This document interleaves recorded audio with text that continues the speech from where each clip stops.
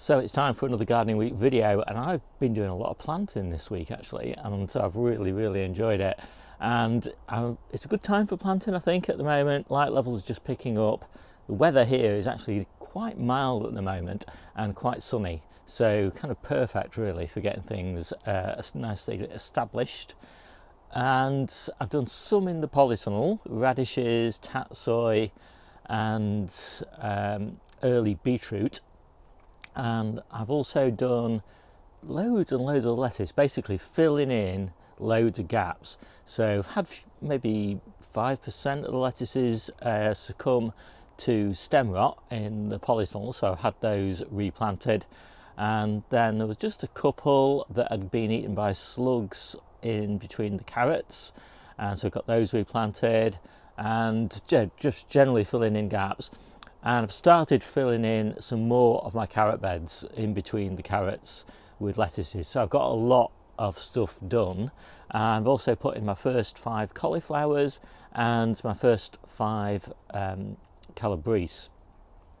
I like doing my cauliflowers like that. I don't like putting them in the ground and then overwintering them in the ground because they take up so much space.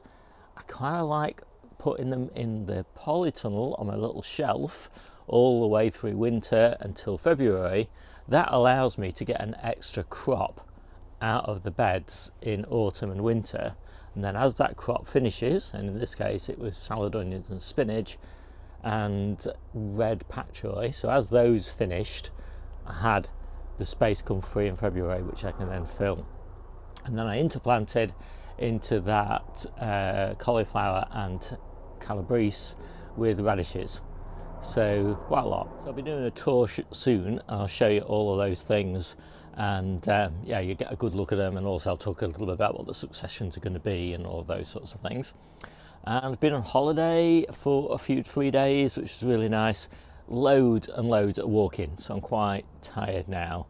I love the countryside down there. We were down sort of in the Cotswolds, and that is kind of where we're going to be holidaying all this year. So every month when we go down to visit family, we'll be staying in a different place or exploring a different area of the Cotswolds. So really looking forward to that, because it's an area of the country that we've not really had a chance to explore in the past, because it's a long drive from where we are, and without the kind of justification of visiting family, it's never really made much sense for me.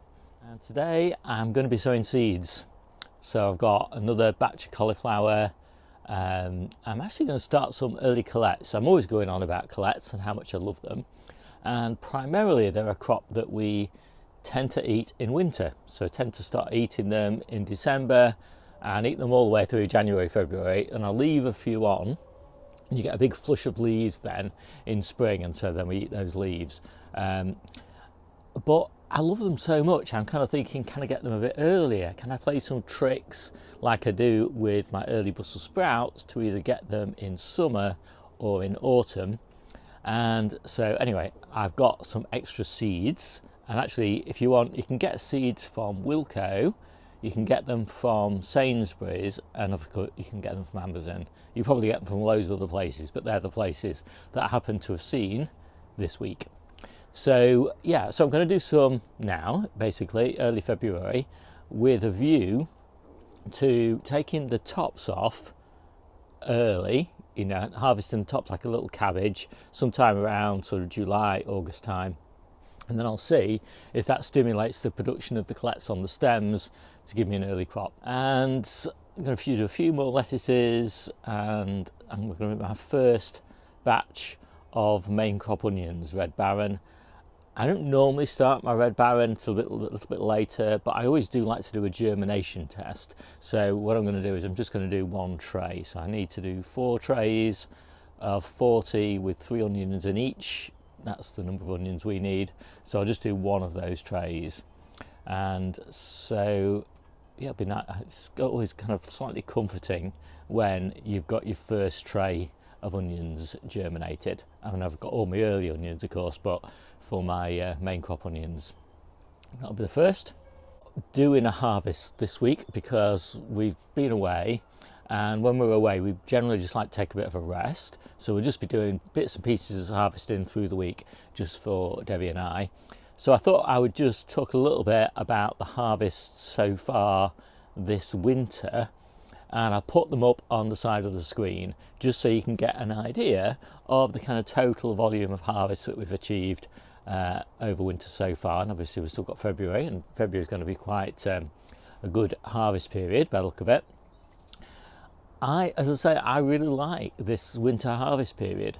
I find it's incredibly kind of just rewarding to be harvesting so much food emotionally, and it gives me an excuse to get out and about, get fresh air and all of that sort of thing. It gives me the kind of psychological benefit of gifting the food to friends and family and seeing the kind of appreciation on their faces. But it also is really good financially. It pays pretty much for everything. So, it paid for this polytunnel, it's paid for all the raised beds, it pays for all the compost and fertiliser and seeds, it pays for the allotment rent and all of those sort of things. So basically, winter kind of covers my costs. So the winter harvest covers my costs, and everything else from there on in is profit, and that funds the rest of my holidays, my hobbies. So, yeah, I think I'll draw it to a close now. My name's Steve. This is the Seaside Kitchen Garden and Allotment channel, and I'll see you soon.